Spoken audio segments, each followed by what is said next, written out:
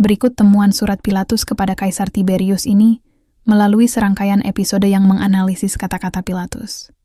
Admin memulai dengan baris pembuka surat Pilatus kepada Kaisar Tiberius.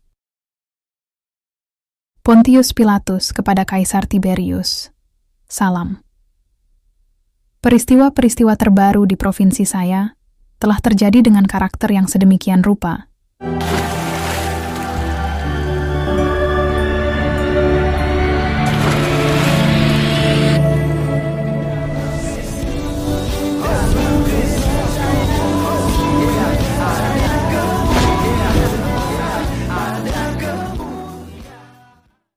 Shalom Elechem Bisem Yeshua HaMashiach. Salam damai sejahtera di dalam nama Tuhan Yesus Kristus untuk kita semua. Teman-teman sekalian, pada video kali ini mari kita mendengarkan satu video tentang peristiwa penyaliban Tuhan Yesus Kristus yang tentu saja di bawah pemerintahan Pontius Pilatus. Dan kali ini kita akan lihat surat atau catatan-catatan yang dibuat oleh Pontius Pilatus mengenai penyaliban Yesus Kristus. Jadi Yesus Kristus itu benar-benar mengalami penyiksaan, mengalami penyaliban, mati dan bangkit pada hari yang ketiga, lalu kembali kepada keilahiannya. Kemudian dia berjanji dia akan datang kembali untuk menjemput saya dan teman-teman semua yang percaya kepadanya, yang menerima dia sebagai Tuhan dan Juru Selamat pribadi. Oleh karena itu teman-teman sekalian, mari kita simak videonya yang ada berikut ini.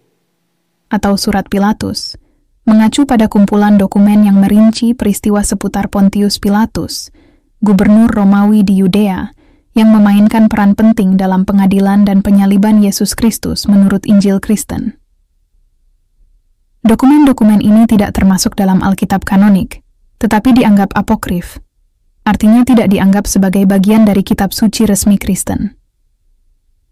Kisah Pilatus terdiri dari berbagai teks, termasuk Injil Nikodemus, juga dikenal sebagai Kisah Pilatus atau Laporan Pilatus, yang dibagi menjadi dua bagian, Kisah Pilatus atau Injil Nikodemus bagian pertama, dan Keturunan ke Neraka atau Injil Nikodemus bagian kedua.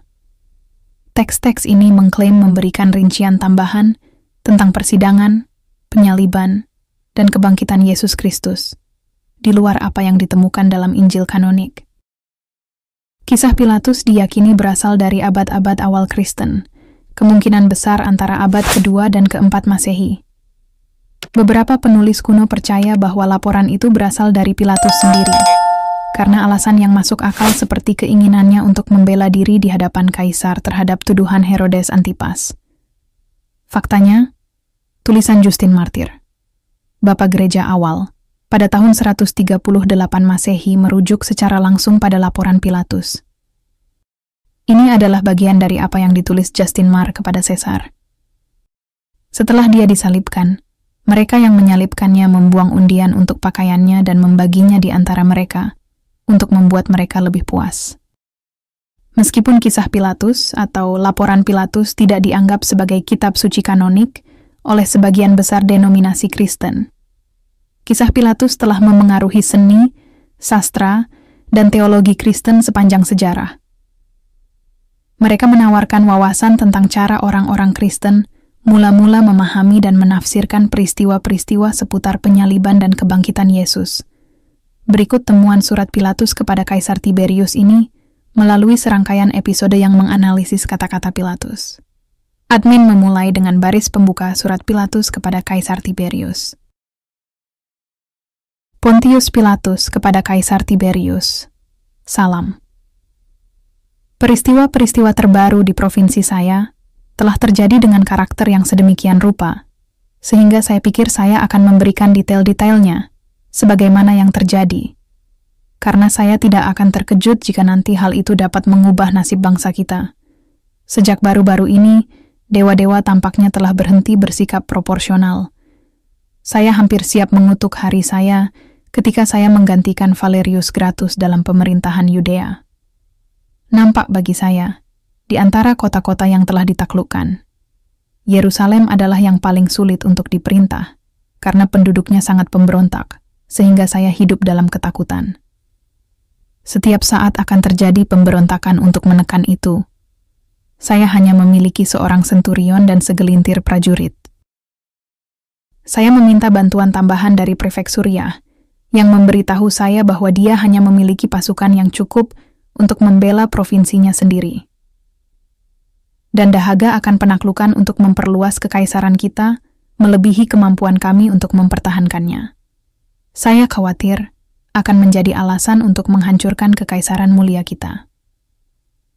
Di antara berbagai desas-desus yang saya dengar, ada satu yang menarik perhatian saya, yaitu seorang pemuda yang katanya muncul di Galilea, memberitakan dengan ajaran yang mulia sebuah hukum baru atas nama dewa-dewa yang mengutusnya.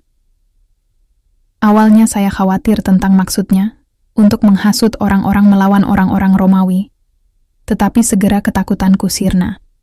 Yesus dari Nazaret berbicara lebih sebagai sahabat orang-orang Romawi daripada orang-orang Yahudi.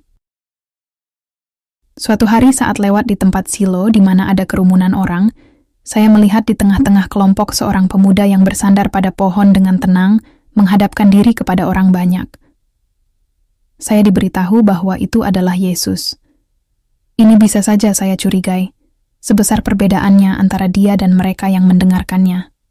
Rambutnya berwarna emas, dan jenggotnya memberi penampilannya aspek yang surgawi. Dia tampaknya berusia sekitar 30 tahun. Tidak pernah saya melihat wajah yang lebih manis atau lebih tenang daripada wajahnya. Betapa kontrasnya antara dia dan pendengarnya, dengan janggut hitam dan kulit coklat mereka. Tidak mau mengganggunya dengan kehadiran saya melanjutkan jalan saya, tetapi memberi isyarat kepada sekretaris saya untuk bergabung dengan kelompok itu dan mendengarkan. Nama sekretaris saya adalah Manalus. Dia adalah cucu dari kepala konspirator yang berkemah di Atia menunggu Katalina. Manalus adalah penduduk kuno Yudea dan sangat menguasai bahasa Ibrani. Dia setia kepada saya dan layak untuk mendapat kepercayaan saya. Saat memasuki pretorium, saya menemukan Manalus yang menceritakan kepada saya kata-kata yang diucapkan Yesus di Silo. Tidak pernah saya dengar di pidato atau dalam karya-karya filsuf apapun yang bisa dibandingkan dengan ajaran-ajaran Yesus. Salah satu orang Yahudi pemberontak yang begitu banyak di Yerusalem, setelah bertanya kepadanya apakah halal memberikan upeti kepada kaisar, Yesus menjawab, "Berikanlah kepada kaisar apa yang menjadi hak kaisar, dan kepada Allah apa yang menjadi hak Allah." Karena kebijaksanaan ucapan ini, saya memberikan begitu banyak kebebasan kepada orang Nazaret ini. Karena saya memiliki kekuasaan untuk menangkap dan mengasingkan dia ke Pontius, tetapi ini akan bertentangan dengan keadilan yang selalu dicirikan oleh orang Romawi. Orang itu bukanlah seorang pemberontak atau pengacau. Saya memberikan perlindungan kepada Yesus. Mungkin tanpa dia sadari, dia memiliki kebebasan untuk bertindak, berbicara, mengumpulkan orang-orang, dan berbicara kepada orang banyak, serta memilih murid-muridnya tanpa dibatasi oleh perintah praetorian. Tetapi kebebasan yang tak terbatas ini, yang diberikan kepada Yesus, menimbulkan kemarahan orang Yahudi, bukan orang miskin, tetapi orang-orang kaya dan berkuasa.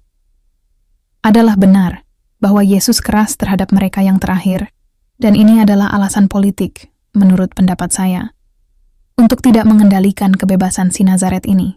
Dia akan mengatakan kepada mereka, "Kalian adalah keturunan ular." Kepada mereka lainnya, dia akan mengejek sedekah yang sombong dari pemungut cukai, memberitahukan kepada mereka bahwa kekuatan janda miskin lebih berharga di mata Allah. Keluhan-keluhan baru terus-menerus dibuat di pretorium terhadap perilaku sombong Yesus. Saya bahkan diberitahu bahwa nasib buruk akan menimpanya, bahwa itu bukan kali pertama. Yerusalem melempari mereka yang menyebut diri mereka nabi, dan bahwa jika pretorium menolak keadilan, maka akan diajukan banding kepada kaisar. Namun, perilaku saya disetujui oleh Senat, dan saya dijanjikan bantuan setelah berakhirnya Perang Partia. Karena terlalu lemah untuk menekan pemberontakan, saya memutuskan untuk mengambil langkah yang menjanjikan untuk menegakkan ketenangan kota tanpa menempatkan pretorium dalam posisi merendahkan diri. Itulah surat Pilatus kepada Kaisar Tiberius yang sangat jelas menerangkan bahwa dokumen surat ini menunjukkan bahwa Pilatus ragu-ragu untuk menyalibkan Yesus. Ketakutannya kemungkinan besar memainkan peran penting dalam proses pengambilan keputusan Pilatus, termasuk penanganannya terhadap pengadilan dan penyaliban Yesus. Dokumen ini mengungkapkan bahwa Pilatus tidak segera memerintahkan penyaliban Yesus, tetapi memilih untuk menyerahkannya untuk meredakan ketegangan politik pada saat itu dan mencegah pemberontakan potensial. Sekarang mari kita telusuri beberapa artefak yang terkait dengan Pilatus dan memeriksa apa yang mereka ungkapkan tentang kematian Yesus. Batu Pilatus, atau prasasti Pilatus, merupakan sebuah artefak kuno yang ditemukan pada tahun 1961 dekat Caesarea Maritima di Israel. Prasasti ini terukir pada sebuah blok batu kapur dan memberikan bukti arkeologis tentang keberadaan Pontius Pilatus, gubernur Romawi Yudea yang disebut dalam catatan Perjanjian Baru tentang pengadilan dan penyaliban Yesus. Prasasti tersebut menyatakan, untuk austi ilahi ini, Tiberium Pontius Pilatus, prefek Yudea, Caesarea Maritima, di sepanjang pantai Laut Tengah Israel, merupakan kota kuno penting dan pusat administratif selama zaman Romawi. Batu Pilatus ditemukan digunakan kembali dalam tangga menuju teater di lokasi tersebut, dan diidentifikasi oleh arkeolog berkat prasasti Latin yang terukir di batu kapur itu. Tentang perbuatan Pilatus, beberapa pendapat menyatakan bahwa laporan itu mungkin memiliki akar historis, karena alasan logis di balik keinginan Pilatus untuk membela diri di hadapan Kaisar Romawi. Sampai hari ini umat Kristiani meyakini dan percaya bahwa Yesus Kristus mengalami pengadilan, penyaliban, dan kebangkitan. Jika Anda sampai di sini, kami mengucapkan terima kasih atas kesabaran Anda, dan mari kita dengar pendapat Anda tentang perbuatan Pilatus, apakah itu asli atau tidak. Tetaplah bersama kami. Sampai